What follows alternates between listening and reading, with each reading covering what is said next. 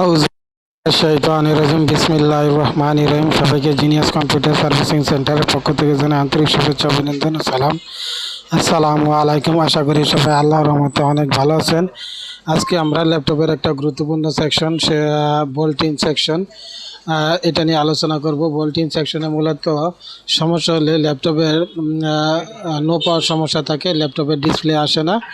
তো যদি আমাদের ল্যাপটপে লো পাওয়ার সমস্যা থাকে, কিভাবে আমরা সেই প্রবলেমটা সলভ করব, এই টেকনিকটা আজকে দেখব। যেসব ল্যাপটপের ডায়াগ্রাম বা ইন্টারনেটে খুঁজে পাওয়া যায় না, তার 95% ল্যাপটপের এই ডায়াগ্রাম অনুসারে প্রবলেমটা ইনশাল্লাহ আশা করি সলভ করতে পারবেন। আর এটা দেখলে আপনারা এমনি তো যেটা ডায়াগ্রাম আছে অথবা নাই, ডাজেন্ট ম্যাটার, আপনারা স্কিমেটিক ডায়াগ্রাম ছাড়াও যদি বোল্টিং সেকশনের সমস্যা হয়, এটা বুঝলে আপনারা ইনশাআল্লাহ প্রবলেমটা সলভ করতে পারবেন। চলেন আমরা কথা না বাড়ায় কাজে চলে যাই।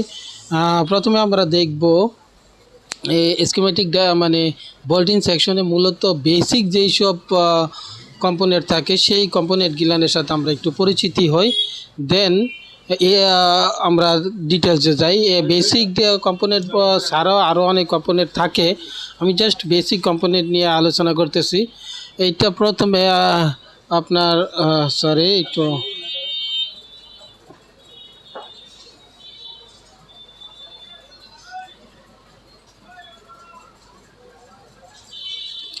প্রথমে চার্জার, এটা হলো মনে করেন চার্জার কানেক্টর, ঠিক আছে। তারপরে কয়েল অথবা ফিউজ থাকে, ঠিক আছে।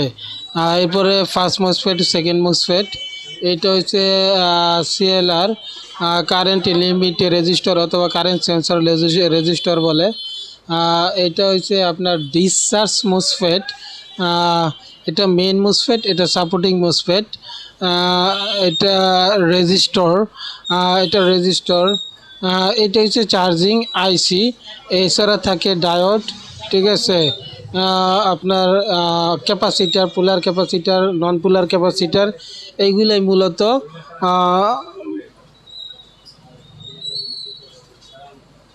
বোল্টিং সেকশনে থাকে। বেসিক কম্পোনেন্টগুলাই মূলত এইগুলাই থাকে। এখন আমরা দেখি কিভাবে এটা কাজ করে। প্রথমে একটা চার্জারের মাধ্যমে ভোল্টেজটা এখানে ইনপুট হয়, চার্জারের মাধ্যমে একটা কয়েল অথবা ফিউজে। তারপরে আসে আপনার ফার্স্ট মসফেটে। এখন কথা হলো, অনেক ল্যাপটপ আছে যেগুলো কয়েল অথবা ফিউজ ব্যবহার করে না, সরাসরি ভোল্টেজটা ইনপুট হয় ফার্স্ট মসফেটে। দেন তারপরে ফার্স্ট মসফেট হয়ে সেকেন্ড মসফেটে ভোল্টেজটা ইনপুট হয়। তারপরে সিএলআর যে রেজিস্টার আছে, এটারে অনেকে কারেন্ট সেন্সর রেজিস্টার বলে, অথবা কেউ কেউ কারেন্ট লিমিট রেজিস্টারও বলে। তো আমরা যদি সিএলআর যে রেজিস্টারটা আছে, এই রেজিস্টারে যদি আমরা ভোল্টেজটা চেক দিই, যদি আমার চার্জারে যে ভোল্টেজটা থাকে, চার্জারে যদি 19 পয়েন্ট ভোল্ট থাকে, তাহলে সিএলআরে 19 ভোল্ট থাকবে।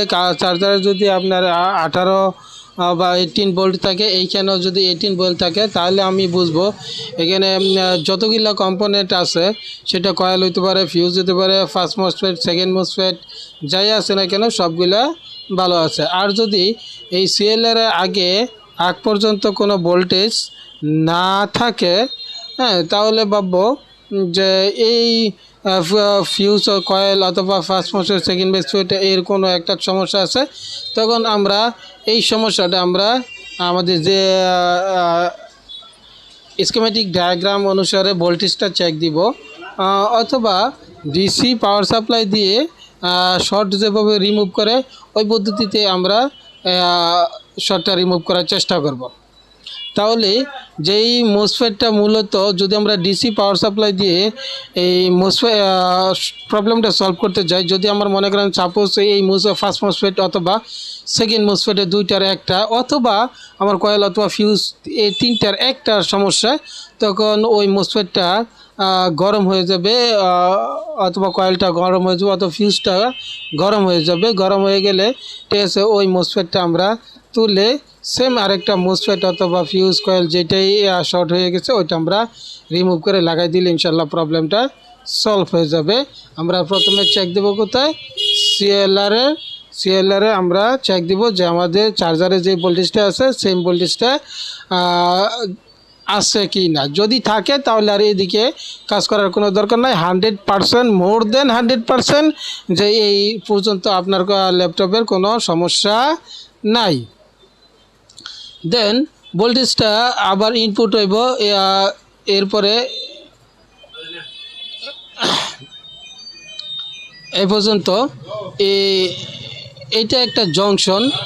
এইটাকে আমরা এইভাবে চিন্তা করতে পারি যে একটা ঘরের মধ্যে একটা বাসা বাড়িতে বোর্ড থাকে, ওই বোর্ডে বিভিন্ন সুইচ থাকে, যেমন ফ্যানের সুইচ, লাইটের সুইচ, হ্যাঁ, সকেট, ফিউজ, এরকম অনেকগুলা সুইচ থাকে। যদি ঘরের মধ্যে একাধিক রুম থাকে বা একাধিক লাইট ব্যবহার করে একাধিক সুইচ থাকে, হ্যাঁ, এইরকম সেম এইটা একটা যদি আমরা বোর্ড হিসাবে কল্পনা করতে পারি। ওই বোর্ড থেকে যেমন বিভিন্ন বিভিন্ন লাইট, ফ্যান, সকেট, হ্যাঁ, বিভিন্ন জায়গায় বিদ্যুৎটা প্রবাহিত হয়, সেম এই জংশন থেকে বিভিন্ন ভোল্টেজ আপনার প্রোভাইড করা হয়। যেমন এইখান থেকে ধরেন 1.1 ভোল্ট, ঠিক আছে, 3 ভোল্ট, হ্যাঁ, 5 ভোল্ট, হ্যাঁ, এই র্যাম ভোল্টেজ, বিআরএম ভোল্টেজ, এরকম বিভিন্ন ভোল্টেজ এইখান থেকে ল্যাপটপের বিভিন্ন সেকশনে প্রোভাইড করা হয়। এরপর এরপর আমরা একটু চিন্তা করি, যদি মেইন মুসফেটে এইখানে চার্জারে যে ভোল্টেজটা থাকবো, এইখানে মেইন মুসফেটেও, ঠিক আছে, মেইন মুসফেটের সোর্স অথবা ড্রেনের মধ্যে, ঠিক আছে, এই ভোল্টেজটা প্রোভাইড করা হবে। এখন কথা হলো, যদি এটা এন চ্যানেল মোসফেট হয় তাহলে ড্রেনে ভোল্টেজটা পাওয়া যাবে, আর যদি পি চ্যানেল মোসফেট হয় তাহলে এটা সোর্সে ভোল্টেজটা পাওয়া যাবে। তারপর এই ড্রেন হয়ে, হ্যাঁ, তারপরে এই সাপোর্টিং যে মোসফেটটা আছে এই মোসফেটের ড্রেনে প্রবেশ করবে, এবং সাপোর্টিং মোসফেটের যে সোর্সটা আছে এটা অবশেষে গ্রাউন্ডে রূপান্তর হয়ে যাবে। সবসময় সাপোর্টিং মোসফেটের ভোল্টেজটা গ্রাউন্ডে রূপান্তর হয়ে যায়। আমাদের ল্যাপটপের মাদারবোর্ডের অধিকাংশ জায়গায় আপনার গ্রাউন্ড। এটা হচ্ছে একটা চার্জিং আইসি।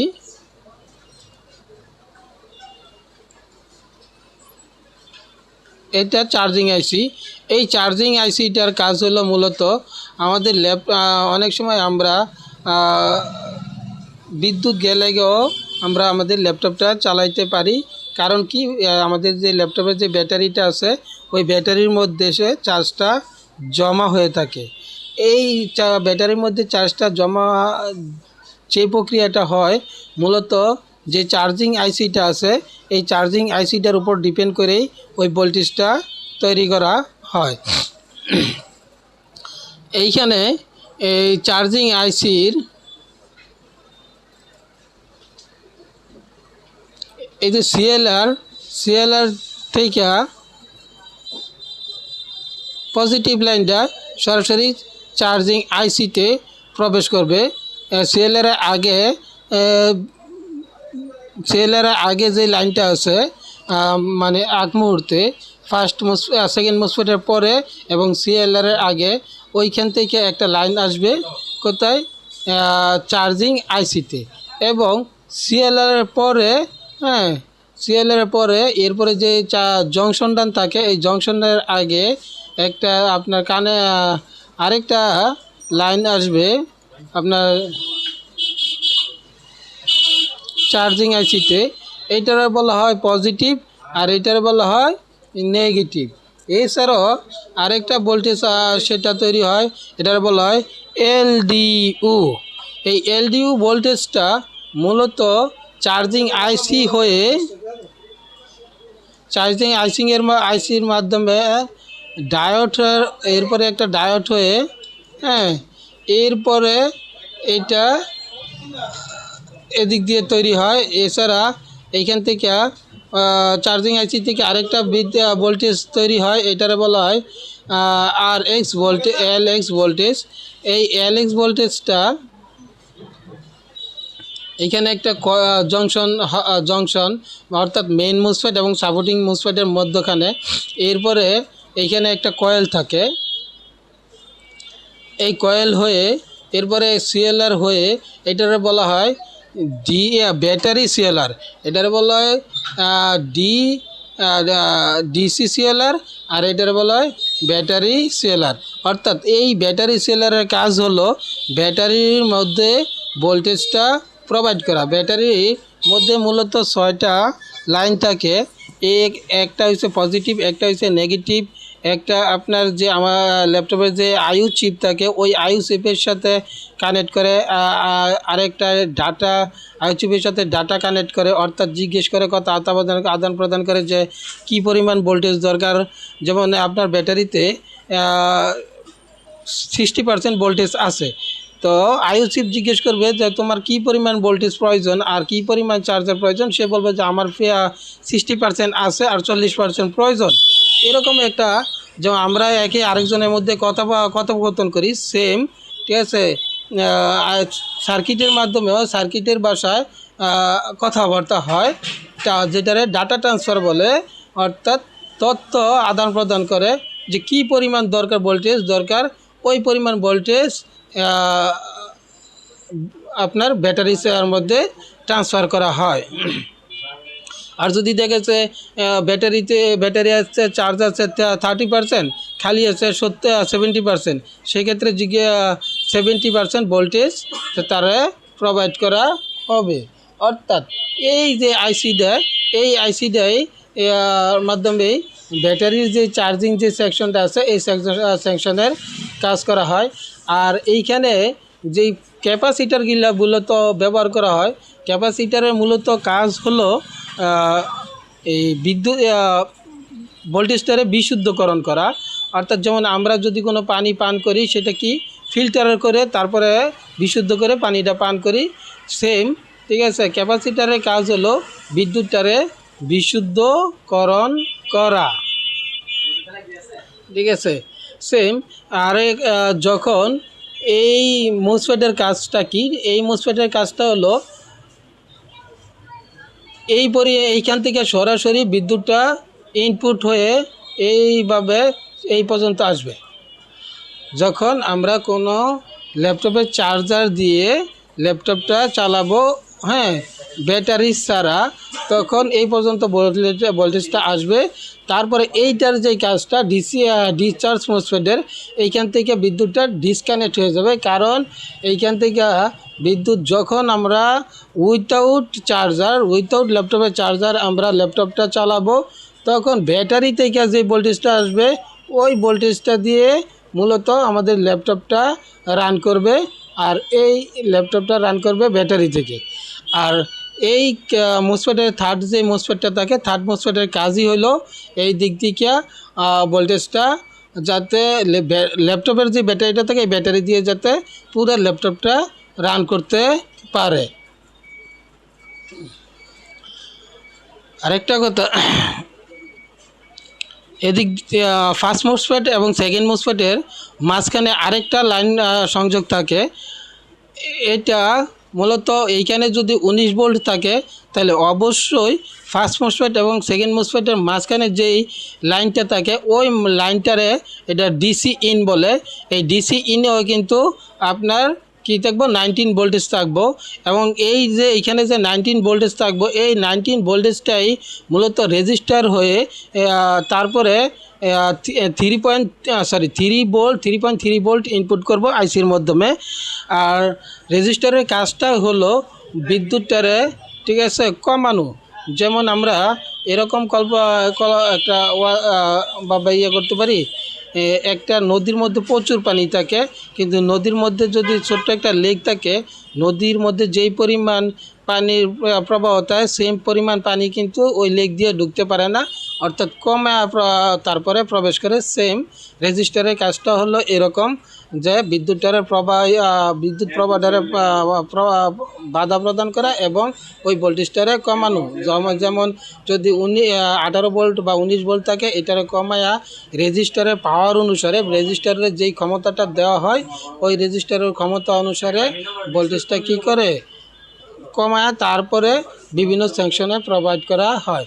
আরেকটা গুরুত্বপূর্ণ কথা বলতে ভুলে গিয়েছিলাম, সেটা হলো মেইন মুসফেট এবং সাপোর্টিং মুসফেট ততক্ষণ পর্যন্ত ওকে হবে না, অর্থাৎ চলবে না, যতক্ষণ পর্যন্ত না মেইন মুসফেটের যে গেটটা থাকবো ওই গেট ঠিক আছে গেটকে নির্দেশ না করব। আর গেটটা সব সময় আপনার আইসির সাথে সংযোগ থাকে, অর্থাৎ গেটের যতক্ষণ না আইসি নির্দেশ দিতেছে যে চলো, ততক্ষণ পর্যন্ত কিন্তু মেইন মুসফেট আর সাপোর্টিং মুসফেট কোনোটাই চলবে না। আর মেইন মুসফেট সাপোর্টিং মুসফেটের যদি গেটের লাইন না পায় তাহলে কিন্তু আমাদের ডিসপ্লে আসবে না। এটাকে আমরা এরকমভাবে উদাহরণ দিতে পারি যে একটা সেনাবাহিনীর মধ্যে অনেক সদস্য থাকে, সাধারণ সিপাহী থাকে, কিন্তু যদি কোনো দেশের সাথে যুদ্ধ লাগে, কমান্ডার যতক্ষণ পর্যন্ত না নির্দেশ দেয় ততক্ষণ পর্যন্ত কিন্তু তারা আক্রমণ করে না। সেম আইসি যতক্ষণ পর্যন্ত না গেটের নির্দেশ করব ততক্ষণ পর্যন্ত মেইন মুসফেট সাপোর্টিং মুসফেট রান করবে না। এই জন্য আমার দেখলাম যে আমার সব এভরিথিং এদিক দিয়ে সব ঠিক আছে, তারপরও আমার ডিসপ্লে আসে না। সেই ক্ষেত্রে আমি মেইন মুসফেটের যে ড্রেন এবং সোর্সের ভোল্টেজটা চেক দেবো। যদি ড্রেনের ভোল্টেজ থাকে, সোর্সের ভোল্টেজ থাকে, তাহলে ভাববো যে আমার মেইন মুসফেট ওকে আছে। তারপর যেই কাজটা করব, মেইন মুসফেটের যে গেটটা আছে এই গেটে চেক দিব যে গেটে আমার ভোল্টেজ আছে কি না। এরপর আবার সাপোর্টিং মুসফেটের ড্রেনে আমরা দেখব এবং সোর্স পাবো না, কারণ সোর্স সবসময় গ্রাউন্ড হয়ে যায়। এভাবে যদি আমরা কাজ করি তাহলে আমরা যে কোনো ল্যাপটপের সমস্যা সহজেই সমাধান করতে পারবো ইনশাআল্লাহ। আমার ভিডিওটা যদি আপনাদের যৎসামান্য ভালো লাগে তাহলে অনুরোধ করব লাইক কমেন্ট শেয়ারের মাধ্যমে আরও নতুন নতুন ভিডিও তৈরি করার জন্য অনুপ্রাণিত করবেন। আসসালামু আলাইকুম।